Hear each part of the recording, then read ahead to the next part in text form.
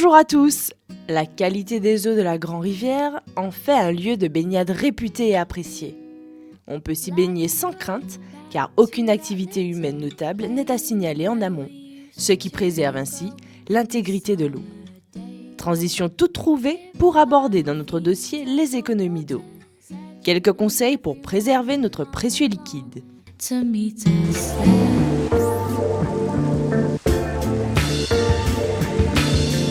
Alors les principales sources desquelles l'eau qui nous vient jusqu'à notre robinet est pompée sont l'Acapo et la rivière Blanche. Et en fait, 95% de l'eau que nous consommons vient de ces rivières.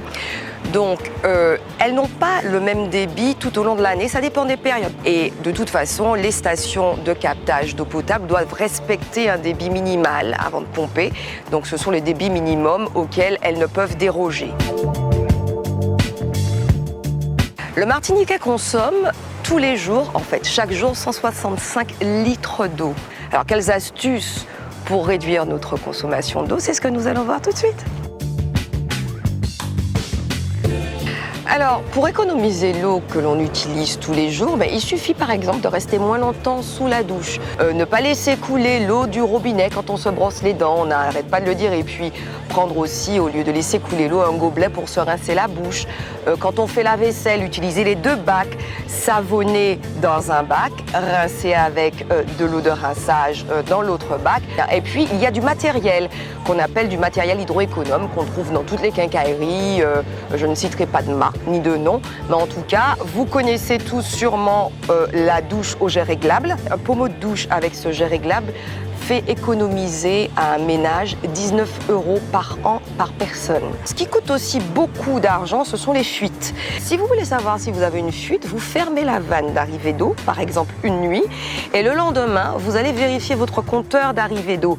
Si le chiffre que vous avez relevé la veille au soir n'est pas le même que celui du lendemain plus élevé, c'est forcément que vous avez une fuite. D'accord? Donc, s'assurer, parce que nul n'est à l'abri d'une fuite. Et enfin, nous avons le régulateur de pression qui s'attache, qui se raccorde au compteur d'eau et qui permet de réguler la pression de l'eau quand elle arrive dans les canalisations. Par exemple, après une coupure d'eau, on remarque souvent que quand on ouvre le robinet, on a un gros débit d'eau, on a de gros jets d'eau et justement, ça peut fragiliser les canalisations et puis gros débit, qui dit gros débit, dit gros gaspillage d'eau.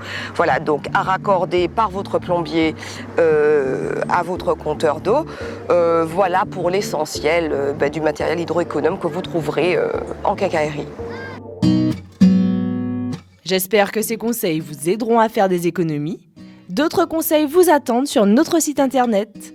Rendez-vous demain à Grand-Rivière pour votre rubrique Infocaille. En attendant, prends soin d'Ikaizote.